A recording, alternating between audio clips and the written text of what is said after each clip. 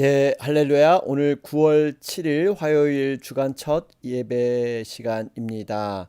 우리 본문 말씀 사사기 15장 14절에서 20절 말씀 보도록 하겠습니다.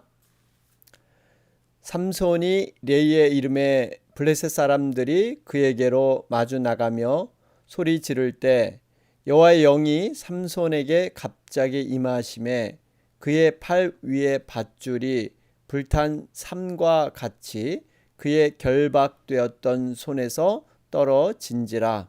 삼손이 나귀의 새 턱뼈를 보고 손을 내밀어 집어들고 그것으로 1,000명을 죽이고 이르되 나귀의 턱뼈로 한 더미 두 더미를 쌓았으며 나귀의 턱뼈로 내가 1,000명을 죽였도다 하니라.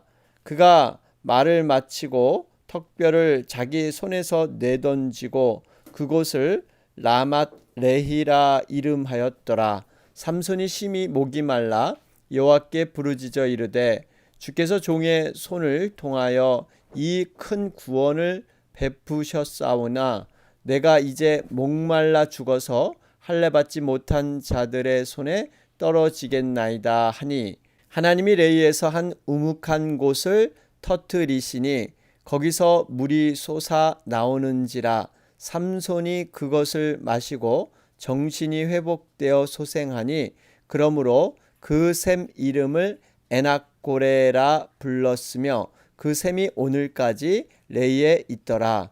블레셋 사람의 때에 삼손이 이스라엘의 사사로 20년 동안 지냈더라. 아멘. 예, 할렐루야. 오늘 우리 사사기 15장 진행 가운데 있습니다. 우리가 살펴보는 이 부분은 삼손에 관한 이야기죠. 여러분, 삼손은 사사기 13장을 보면 정말 다른 사사와는 다른 특별한 출생을 갖고 있죠. 잉태치 못한 여인을 통해서 하나님의 은혜로 잉태케 하고 특별히 나시린으로 구별된 그러한 출생이 있었습니다. 14장에 들어서 보면 계속해서 그는 내려가고 내려가서 내려가. 다시 말하면 영적인 모든 모습이 추락하고 있었습니다. 이러한 상황에서 이방 여인, 특별히 블레셋 여인의 또 사랑에 빠져서 정말 결혼을 하고자 하는 이러한 모습이 있었죠. 하나님께서는 정말 인간의 어떠한 능력을 통해서 그것을 보고 일하시는 것이 아니라 하나님 앞에 전적인 순종, 겸손한 자를 통해서 일하신다 하는 것도 보게 되면서 인간의 연약과 이런 실패에도 불구하고 하나님께서는 계획된 하나님의 사역을 친히 이루신다 하는 것을 알 수가 있습니다. 자, 그러면서 여러분 이제 삼손이 이제 부모님을 설득해서 드디어 딥나로 내려가 결혼 잔치를 벌입니다. 여러분 이 잔치는 안타깝게도 술이 포함된 잔치를 가리키고 있죠. 지금 삼손은 나시린으로서 하지 말아야 할 일들을 계속 지금 범하고 있죠. 이방 여인과 결혼하는 것, 또 포도에 가까이 가지 말아야 하는 것. 여러분 포도는 세상이 주는 쾌락과 즐거움이라 그랬죠. 또 시체를 가까이 하지 말아야 했는데 그는 또 시체를 가까이 하면서 꿀을 또 먹는 이런 경우. 또 오늘 본문 말씀에도 분명히 나시린은 포도주와 독주를 멀리하라고 했는데 이렇게 나시린의 규례를 대수롭지 않게 여기는 삼손의 모습을 볼 수가 있습니다. 그런 가운데 잔치를 벌이던 삼손이요, 흥이 나서 베옷 30벌과 겉옷 30벌을 걸고 수수께끼를 내게 되죠. 그 수수께끼는 자신이 경험한 것을 가지고 내는 참 어떻게 보면 엉뚱한 그런 수수께끼였죠. 먹는 자에게서 먹는 것이 나오고 강한 자에게서 단 것이 나왔느니라. 사사기 14장 14절의 내용입니다. 이 수수께끼를 사흘이 되도록 풀어와라. 그렇지 못하면 해를 입게 될 것이다.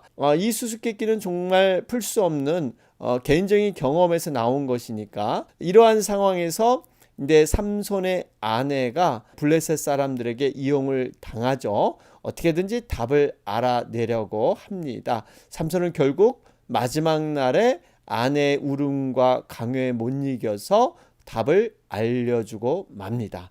여러분, 답은 뭐였습니까? 강한 자는 사자였고 단 것은 꿀이었다. 이 18절에 그렇게 기록되어 있습니다. 어쨌든 삼손은 여인의 유혹에 빠져서 나신으로서 하나님의 사람으로서 제 기능을 하지 못하는 그러한 모습이 비춰지고 있습니다. 자, 그러한 상황에서 여러분, 삼손은 개인적인 복수심을 통해서 이제 본격적으로 이스라엘을 블레셋에서 구원하는 그러한 일을 하게 됩니다. 이를 보면서 정말 하나님의 역사는 우리 인간의 생각으로 딱 잘라 말할 수 없다라는 걸 볼 수가 있습니다. 물론 삼손이 개인적인 복수심, 그러나 이 복수심이 또 하나님의 역사로 이렇게 사용되는 이러한 모습을 우리는 발견하게 됩니다. 자신의 아내를 빼앗긴 삼손, 눈에 보이는 것이 없는 것처럼 마음이 그만큼 무너져 내려 버렸습니다. 그래서 삼손이 복심에 불타서 블레셋 사람과 전투를 벌이는데 여우 300마리를 붙들어서 꼬리와 꼬리를 묶고 그 사이에 이렇게 회를 달게 되죠. 횃불이죠. 여러분, 결국 이 횃불이 여우들에 의해서 곡식밭으로 몰려 들어가면서 그 곡식 땅과 포도원이 완전히 살라지는 이러한 사건이 벌어지게 됩니다. 이 삼손에 사용한 이 방식은요, 우리가 이 여우 300마리, 기드온의 300용사, 거기도 이 횃불을 항아리 속에 숨겨서 무너뜨렸던 이러한 것을 연상하는 이러한 비슷한 그러한 사건으로 기록되고 있습니다. 이 말씀이 바로 사사기 15장 1절에서 8절의 내용입니다. 자, 그러면서 우리 사사기 15장 9절에서 13절 말씀이죠. 이스라엘이 구원자 삼손이 위기에 처하게 되죠. 블레셋 사람들이 이젠 삼손을 죽이기 위해서 혈안이 되어 있습니다. 그래서 유다의 진을 치게 되죠. 여러분, 유다 사람들은 블레셋이 삼손 때문에 쳐들어온 것을 알게 되고 이제는 삼손을 내어주기 위해서 3,000명의 그러한 사람을 보내게 됩니다. 그러면서 삼손에게 블레셋 사람이 우리를 다스리는 줄 너가 알지 못하느냐? 결국 우리가 지금 블레셋에 이렇게 속해 있는데 너 때문에 우리가 이런 고통을 당하지 않느냐? 그러면서 여러분, 이 삼손을 잡아 이렇게 블레셋 사람들에게 넘겨주게 됩니다. 여러분, 우리가 알듯이 블레셋 지역은 원래 유다 지파가 점령한 그러한 지역이었죠. 그런데 이제는 전세가 역전돼서 블레셋의 압제를 받고 사는 그러한 상황, 참 유다의 딱한 상황이 전개되고 있습니다. 여러분, 이게 참 아이러닉하고 안타깝게도 삼손은 이스라엘 사사였지만 자신들의 동족에 의해서 밧줄로 묶여서 이제 적군인 블레셋에 넘겨지게 됩니다. 유다 사람들은 사실 하나님께서 보낸 이 사사, 구원자죠. 그 구원자를 대적에게 넘겨주는 그러한 잘못을 범하게 됩니다. 결국 이 모습은 하나님을 떠난 인간에게 돌아오는 것은요, 노예와 같은 이러한 굴욕적인 삶이다. 여러분, 하나님을 떠난 인생은 물고기가 물을 떠난 것과 같고 정말 공중의 새들이 이 새장에 갇히는 듯한 이러한 삶을 살게 되는 것이죠. 여러분, 세상이 주는 유익이 진정한 자유 같지만 여러분, 우리가 진리가 너희를 자유케 하리라, 하나님의 말씀을 떠난 삶은 여러분, 그것은 마치 둘째 아들 탕자의 모습처럼 갈 때는 굉장히 좋은 것 같지만, 자기의 세상인 것 같지만 결국엔 주염 열매조차 먹을 것이 없어서 다시 아버지의 집으로 찾아올 수밖에 없는, 여러분, 결국 우리들의 모습은요, 이와 같습니다. 하나님이 채우시는 그 영혼의 공허함, 세상이 주는 풍족으로 만족으로 절대 채워질 수가 없습니다. 여러분, 영혼의 그 공허함은요, 하나님의 말씀, 하나님의 손길로만 여러분 채워져야 될 줄로 믿습니다. 자, 그러면서 오늘 드디어 삼손이 블레셋으로부터 이스라엘을 구원하는 이러한 모습이 기록되어 있습니다. 오늘 말씀을 보면 14절 말씀을 보면요, 악인들의 모습이 어떠했는가, 여기 보니까 이 삼손이 레이의 이름에 블레셋 사람들이 그에게로 마주 나가며 소리 지를 때, 여러분 여기 보니까 그렇게 골치 아팠던 삼손이 자신의 동족 유다 손에 의해서 밧줄에 묶여서 지금 블레셋 사람들에게 인수인계 되고 있는 것이죠. 여러분, 블레셋 사람들의 편에서 생각해 보면 얼마나 기쁘고 정말 놀라운 감격적인 사건이었겠습니까? 드디어 삼손이 잡혀서 우리 손으로 넘어오는구나. 그래서 그들은 소리를 지를 정도로 그렇게 기뻐했던 것입니다. 그런데요, 여러분, 이렇게 이 기뻐했던 모습도 잠깐이고요. 14절에 보니까 여호와의 영이 삼손에게 갑자기 임하심에, 여러분, 하나님의 영이 삼손에게 임했습니다. 그랬더니 어떠한 일이 일어납니까?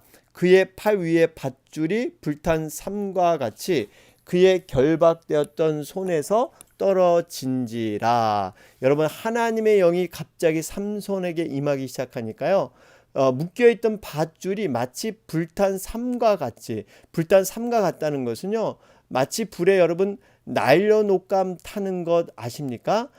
나일론 그런 옷감이 불에 붙게 되면 천둥처럼 뚝뚝 떨어지는, 이렇게 결박된 것이 밧줄이 너무나 쉽게 풀려버리는 이러한 역사가 일어나게 됩니다. 여러분, 그렇습니다. 하나님의 영이 임하시면요, 가로막고 얽매이고 구속하는 모든 것들이 풀려지는 역사가 임하게 될 줄로 믿습니다. 어떤 강력한 줄이든지 마치 불탄 삼과 같이 풀어지는 역사, 여러분, 이것이 하나님께서 하시는 역사인 줄로 믿습니다. 그렇기 때문에 우리가 이 하나님의 영을 간구하며 사모해야 하는 겁니다. 때로는 우리가 넘어지고 실패하고 이렇게 낙담의 상황이 있을지라도 오뚜기처럼 다시 일어나 끊임없이 기도하며 성령님을 온전히 붙잡을 때 우리는 비로소 승리하게 될 줄로 믿습니다. 자, 그러면서 우리가 한 가지 여러분 눈여겨봐야 할 것이, 지금 오늘 본문 말씀에 이 나귀의 턱뼈라는 이 의미가 계속 반복되고 있다 하는 것을 우리는 볼 수가 있습니다. 15절 말씀을 보면 삼손이 나귀의 새 턱뼈를 보고 손을 내밀어 집어들고 그것으로 1000명을 죽이고, 그래요. 나귀의 새 턱뼈가 등장을 하죠. 여러분, 사실 14절에 이미 레이라는 그러한 지명이 나오는데요, 이 레이라는 지명이 턱뼈 이런 뜻이에요. 또 15절에 보면 삼손이 나귀의 새 턱뼈를 보고, 방금 말씀드렸고요. 16절에 이르되 나귀의 턱뼈로 한 더미 두 더미를 쌓았으며 나귀의 턱뼈로 내가 1000명을 죽였도다. 그리고 17절에 말을 마치고 턱뼈를 그 손에서 내던지고, 그러죠?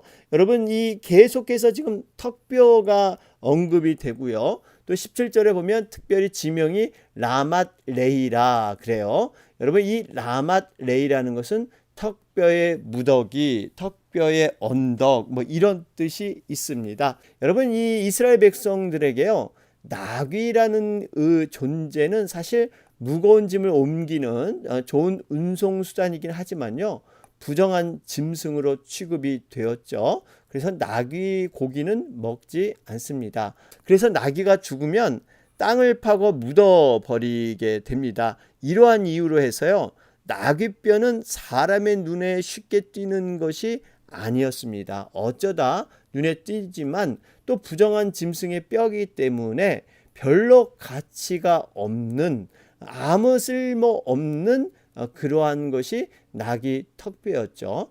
여러분 결국에는 이 세상에 별로 쓸모없이 보이는 나귀 턱뼈라도 하나님의 영이 임하는 순간 감당치 못할 유용한 도구가 될 수 있다는 겁니다. 여러분 당시 이 블레셋 사람들은요 철기 문화였죠. 그런데 이렇게 아무런 쓸모없이 보이는 것이 이 하나님께 쓰임 받을 때 놀라운 능력과 강력한 무기가 돼서 이렇게 적군들을 다 물리친다는 것입니다.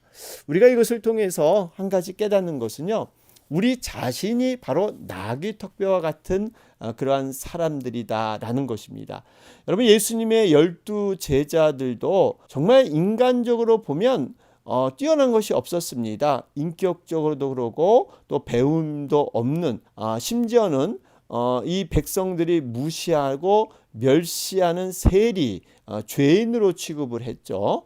이런 사람들이 예수님의 제자로 불림을 받았습니다. 그런데 그들에게 하나님의 영이 임함으로 말미암아 정말 예수님의 제자로서 나중에는 순교까지 하는 놀라운 일을 감당하게 되죠.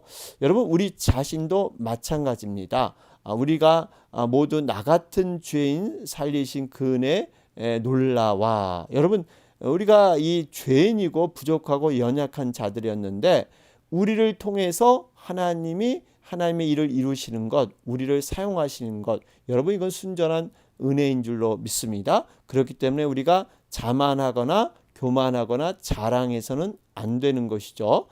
우리 모든 사역에서 마찬가지예요. 정말 우리가 이러한 하나님의 은혜를 알고 감사함으로 여러분 감당해야 될 줄로 믿습니다. 뿐만 아니라 하나님의 역사는 여러분 이렇게 평범하고 별거 아닌 것을 통해서도 이루어지고 있다는 사실입니다. 우리는 하나님의 역사하면 굉장히 뭔가 드라마틱하게 뭔가 이렇게 아주 신비롭고 큰 능력으로 정말 모든 사람이 생각할 때 입이 짝 벌릴 정도로 뭔가 이렇게 일어나야만 하나님이 역사하셨다 이렇게 생각하는데요. 그렇지 않습니다. 평범한 삶 가운데서도 놀랍게 하나님은 지금 일하고 계시다는 거예요. 우리가 영적으로 민감하고 정말 이 믿음의 눈이 깨어 있다면 이런 작은 일을 우리가 캐치하는데 그것을 바라보지 못하고 깨닫지 못하고 넘어가는 경우가 너무나 많이 있습니다. 여러분 한번 주변을 돌아보시기 바랍니다. 분명히 우리가 돌아보면 이 작은 일에 얼마나 우리가 감사하고 은혜를 깨달아야 하는데 그걸 놓치는 경우가 참 많이 있습니다. 여러분 그래서 우리가 늘 하나님의 관점, 하나님의 마음, 하나님의 그림 이것을 가지고 모든 상황과 사건을 바라보는 것, 여러분 이것이 믿음의 능력이 되는 줄로 믿습니다. 그렇기 때문에 우리가 평범한 것이 오히려 감사한 것이다. 나귀 턱뼈와 같이 이렇게 보잘것없는 것, 그러나 하나님 손에 붙잡힐 때 우리는 강력한 힘이 될 수 있다라는 것이죠. 자, 그러면서 여러분 17절부터 19절 말씀을 보면 이제 삼손이 블레셋을 크게 무찌르고 났는데 이 물이 없음으로 인해서 하나님 앞에 참 갈증을 호소하는 장면이 나오죠. 그래서 하나님께서는 그 간구를 받으셔서 샘물을 허락하셨습니다. 삼손은 이렇게 큰 활약을 했음에도 불구하고 물 한 모금 얻을 수 없었을까요? 그것은 싸움에 있어서 아무도 그에게 물을 주어도 도울 자가 없었기 때문입니다. 그러나 하나님만이 삼손의 부르짐을 들으시고 바로 흡족할 만큼의 물을 주고 계시죠. 여러분 결국 영적 싸움을 정말 치열하게 하다 보면 이 싸움터에 정말 이 물, 영적인 갈증을 풀어줄 그러한 물이 필요함을 보게 되죠. 여러분 영적인 갈증 이것은 세상의 만족과 세상의 풍요로 풀 수가 없는 것이죠. 우리 주님이 말씀하셨죠. 내가 주는 물을 먹는 자는 영원히 목마르지 아니하리니 나의 주는 물은 그 속에서 영생하도록 솟아나는 샘물이 되리라. 요한복음 4장 14절 말씀입니다. 그렇기 때문에 우리는 영적 싸움을 정말 치열하게 하면 할수록 우리가 또 해야 할 것은요, 영적인 이 갈증을 해소하기 위해서 하나님 앞에 더욱더 기도로 나가야 된다라는 거 우리가 다시 한번 깨닫게 됩니다. 자, 그러면서 18절에 정말 이렇게 목말라 하는 자, 하나님은 반드시 그 목말라 하는 자의 어려움을 해결해 주신다라는 것이죠. 그러면서 하나님께서 베푸신 그 은혜를 기억하면서 여러분, 이 삼손이 참 잘한 것은요, 그 하나님께서 주신 그 물을 통해서 그 은혜를 체험하고 19절에 보면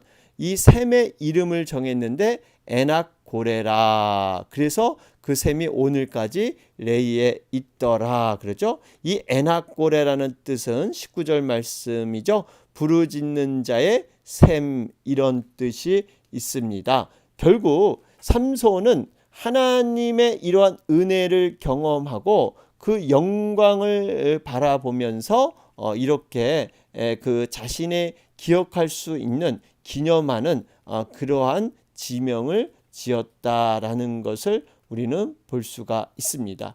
여러분, 분명히 하나님의 영광을 위해서 부르짖었던 삼손, 자기의 단순한 영광을 위해서 이렇게 싸움을 한 것이 아니다. 그러면서 하나님의 그 은혜를 기억하는 삼손의 의미 있는 모습을 볼 수가 있습니다. 믿음의 선조들을 보면 정말 하나님의 은혜를 깊이 간직하면서 돌아보기를 원했던 모습을 발견할 수가 있죠. 아브라함은 정말 이 하나님이 그에게 나타나신 곳을 기리기 위해서 그곳에 제단을 쌓아서 기념했습니다.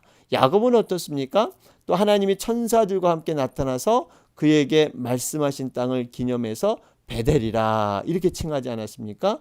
또 사무엘은요, 하나님이 특별한 권능으로 블레셋을 물리쳐 주시자 그 일을 기리기 위해서 돌을 세웠죠. 그러면서 그 돌을 에베네셀이다. 하나님이 여기까지 우리를 도와주셨다. 그러면서 대대로 기념하게 했습니다.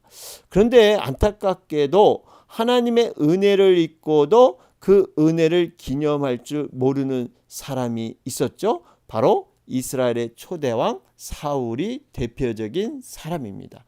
사울은 정말 하나님이 아멜렉을 이기게 해 주셨음에도 불구하고 승리해 주신 하나님의 은혜를 기념할 줄을 모르고 오히려 자신을 기념하는 기념비를 세웠습니다. 이 내용이 사무엘상 15장의 내용이죠. 여러분, 어떻게 하나님께서 전쟁에 승리 있게 하셨는데 하나님의 은혜를 기리기는커녕 자기가 그 영광을 가로채서 자신의 행위인 것처럼 포장해서 내세우는, 결국 이 사울은 어떻게 됩니까? 하나님께 버림을 당하게 됩니다. 그 이유가 바로 이러한 태도, 정말 하나님에 향한 그러한 순전한 태도가 없었기 때문에 그 교만함 때문에 무너지게 된 것이다 라는 것을 볼 수가 있습니다. 사랑하는 여러분, 우리가 정말 하나님께서는 정말 어떤 원리로 일하고 계시는가를 분명히 깨달아야 합니다. 여러분, 은혜를 사모하는 자에게는요, 하나님께서는 더 큰 은혜를 허락해 주십니다. 여러분, 감사를 고백하는 자에게 하나님은 더 큰 감사의 제목을 허락해 주실 줄로 믿습니다. 바로 이것이 영적인 원리예요.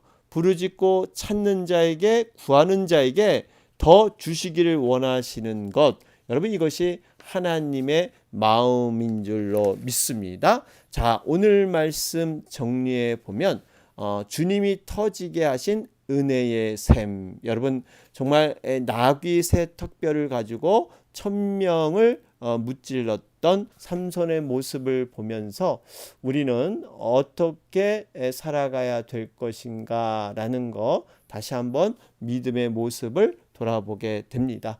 예, 우리 오늘 화요일 날짜죠. 우리 계속해서 김용숙 권사님 또 키모 치료를 위해서 계속해서 여러분 기도해 주시기 바랍니다. 오늘은 특별히 미국과 한국을 위해서 기도하는 날입니다. 하나님의 그러한 공의가 정말 이 땅 가운데 흘러갈 수 있도록, 또한 그 믿음의 본질이 흐려지지 않고 원래의 모습처럼 아름답게 세워질 수 있도록 아프가니스탄을 위해서 계속해서 기도해 주시기 바랍니다. 다 같이 기도드리겠습니다.